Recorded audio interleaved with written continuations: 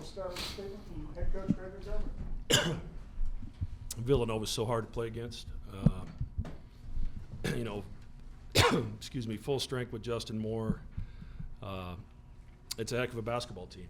They're so disciplined defensively, and you've got to match that with your discipline and your timing and your execution offensively, and then you know they're generally not going to beat themselves. So you really have to stick to your plan. And we made some huge defensive plays down the stretch. Trey and Baylor getting that one knocked out of there in a one-point game, and then Art's switch there at the end, and Art's offensive rebound to give us a little more time. You know, obviously these two played great, and their numbers jump off the stat sheet. But I thought Art and Baylor really impacted winning with only scoring one field goal, and that's what you got to be able to do in this league against a good team. Questions for the student athletes first. Kalkbrenner, I heard you guys talking about it as you walked in, but I guess what was going through your head when you took that charge? I think you had 4 fouls at the time. Huge play, probably changed the momentum of the game. You know, I was thinking I never purposely taken a charge before, but, you know, I'm gonna do it now. Just glad it worked out because if it would have that blocking foul, I would have been in trouble. But yeah, I mean, we did like. Cam Whitmore is a really, really good player. On the scouting report, we knew like from time to time he could be out of control. So I was like, you know, I think I can get one here, and I was able to get one.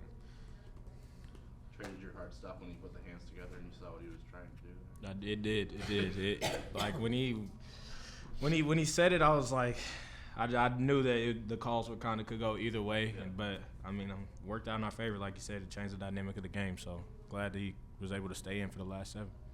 Did you guys expect a Nova team that's counter to their overall record? Like, you look what they've done since Moore got back, and Providence game was down to the wire, Marquette game was down to the wire. Did you expect old Nova today, despite how their season has gone? Yeah, I mean they have a lot of matchup problems. I mean they, like Max said, they're not gonna beat themselves, obviously. And I mean Eric Dixon he's huge. I mean he's hard to stop. He's a good player, and I mean with Justin Moore back, that even makes him more dangerous. And I feel like with them at full strength, they can surprise some people in the Big East for sure. Trey, take us to that turnover that you had at the end there, and just how it felt when you realized what happened. Yeah, I mean I felt like he was trying to force the issue left, so I kind of beat him to the spot. Then he kind of had the ball like in a position that I felt like I could be able to tip it out, and then I mean I'm just glad that it went straight to Baylor and he was able to grab it, and we were able to go the other way with it. But I mean, like Max said, we were able to make some big plays down the stretch with guys not needing to score, and it didn't affect the way that they played throughout the game. So, I mean, Art and Baylor, they didn't, like Max said, they didn't jump out on the stat sheet, but they made critical plays down the stretch. Art got a crazy steal at the end. They got us another possession and things like that. So, it was really a team effort at the end of the day. When did you feel like you were in a groove offensively? At some point, did you feel like you I felt good coming to the game, like a shoot-around, things like that, and I told Mac I had to get him back for 1 for 7 last game. So I mean that was kind of where that came from, the 3-point shooter. law of averages, man?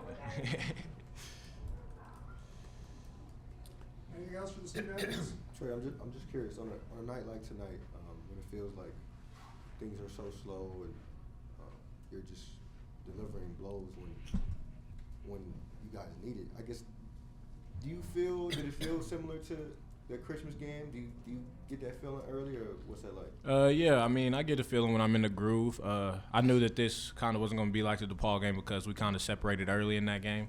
I knew that Nova wasn't going to go away, and I mean, obviously my teammates throughout the course of the game, they entrusted me to put the ball in my hands and things like that. So, I mean, I just tried to deliver, and obviously, I mean, I did towards the end of the game, and I mean, Kalk made some big plays. Everybody made big plays towards the end of the game. So, I mean, at the end of the day, we all wanted to win. In the huddle, everybody was just worried about winning, making plays that we could do to win. So it was a fun game. I mean, I don't like it in the moment, but after the game, you gotta love pulling those out. Yeah. What was the dynamic when Dixon hit the go-ahead 3 with 30 seconds left? What was the huddle like? I mean, we were calm. We knew that. I mean, it was kind of one of those situations where Kalk had to help because R2 wasn't able to get over the screen, but I mean, I couldn't really stunt that much because I had to guard Caleb Daniels, and I didn't want him to get a 3. So, I mean, percentage-wise, we'd rather him take that. But, I mean, we just knew that we could strike back, and that's what we did. So. How much more ready do you guys feel for these type of games, given the run you guys had last year in March Madness? I just think, just having a second year with largely the same group. You know, we just grow and grow as a team. And like when it comes down to these games where it's like 1 point, tie game, going into the last minute, we just always feel like we're together. We're not, nothing can pull us apart, and we're gonna win the game. Like it's just the attitude of this team, and just that's grown from last year, last summer, through all last season, through this summer, through this season. It feels like we're really, really close as a team right now. 2 more for the guys. Trey, down 1 with the ball in your hands.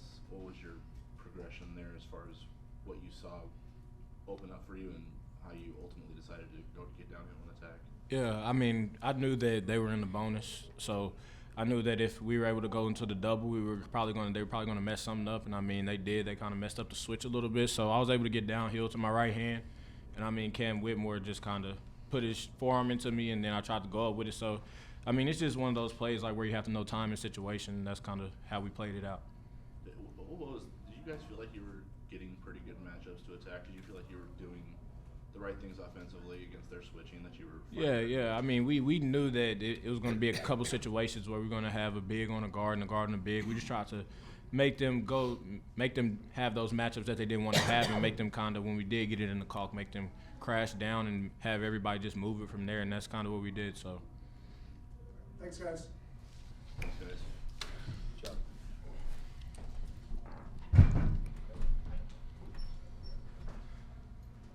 I will continue with questions for Coach. Mac, your team has found different ways to win games. Obviously, you like to get out there and get those runs going, get at the fast break, 0-0 fast break points for every team. Different teams tonight. So I mean, how do you? I mean, Villanova, you can try to dictate your pace all you want, and we've had a few times maybe on our home floor that we've been able to get it going up and down. Maybe the game in Wells Fargo where Raggi was making 30-footers, but other than that, I mean, they're really hard to play against. They're hard to score on early, and they're not trying to score on you early. So you just end up a lot of 10 seconds left on the shot clock on both ends, and it was one of the messages before the game. We got to play 30 seconds of defense, not 24, not 25, not 27. You're going to have to play it out, and we did a pretty good job of that. Kept them off the offensive glass for the most part, and those 11 extra chances we got on the offensive glass ended up being huge in this game. Mac, how thankful are you to have a player like Trey Alexander? Yeah, I mean, I'm thankful we've got all of our guys, and tonight was Trey's night, and we recognized that, ran a couple plays for him, and he did what good players are supposed to do. He knocked down the shot, so I'm really proud of him. He had a rough shooting night, as he said, at Georgetown, and him and I have joked about it the last couple days, but Trey trusts his work. He works really hard at the game, as do the rest of the guys, and they're confident when they have the opportunity that they're going to knock it down. But those plays that got Trey open, there's a lot that goes into that. It's not just the shot. It's the pass, it's the screening, it's the timing, it's the execution that allows him to have that space. So really proud of the group for their execution.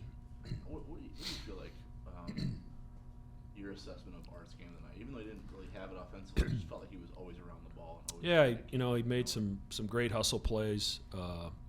And, the play at the end defensively on the switch. And we flip-flopped him and Kalkbrenner because we figured they were going to a ball screen with Dixon, and we wanted to be able to switch that and take it away. And Art did a great job of making Dixon's look really, really tough.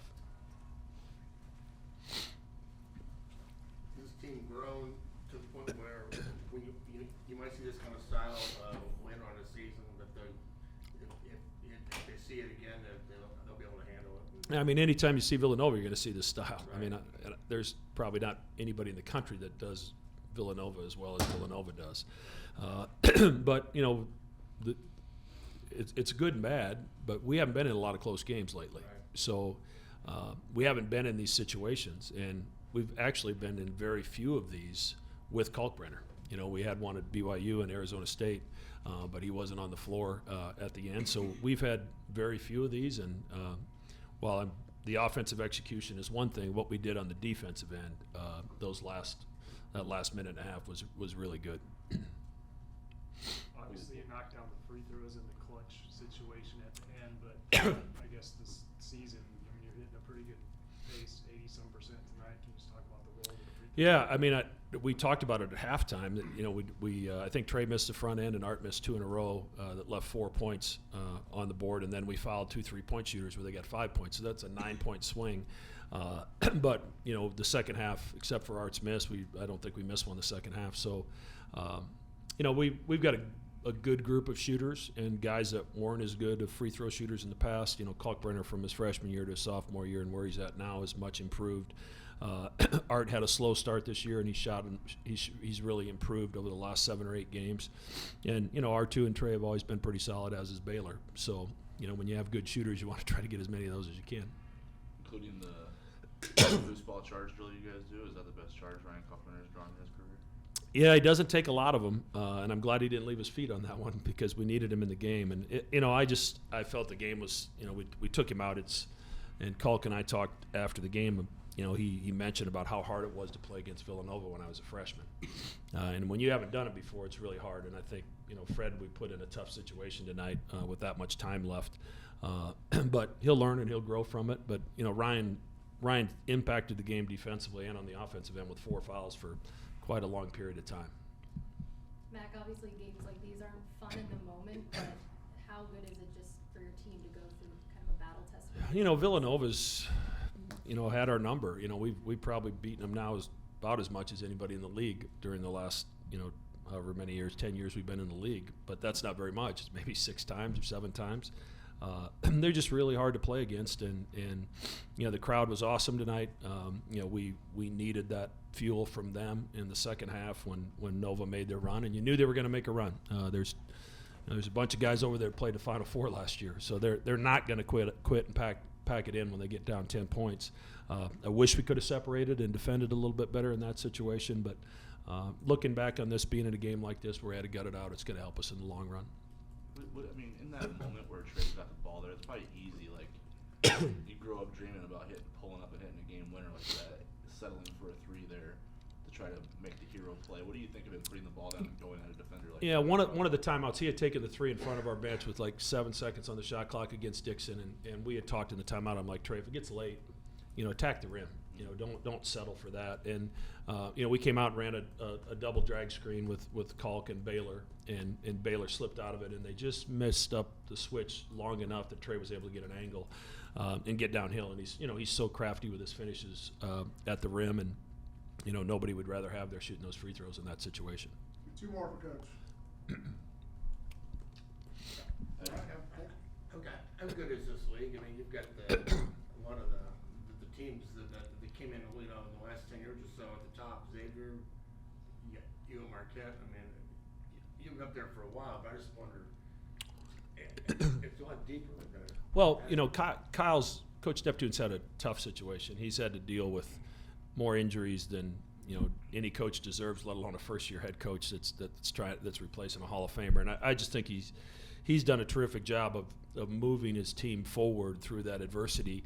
And now he's got guys back. This is not the Villanova team that played in November, December, and January. It's a totally different team. They had a chance to beat Providence. They led the game inside of 5 minutes at Marquette, and they led us late in the game.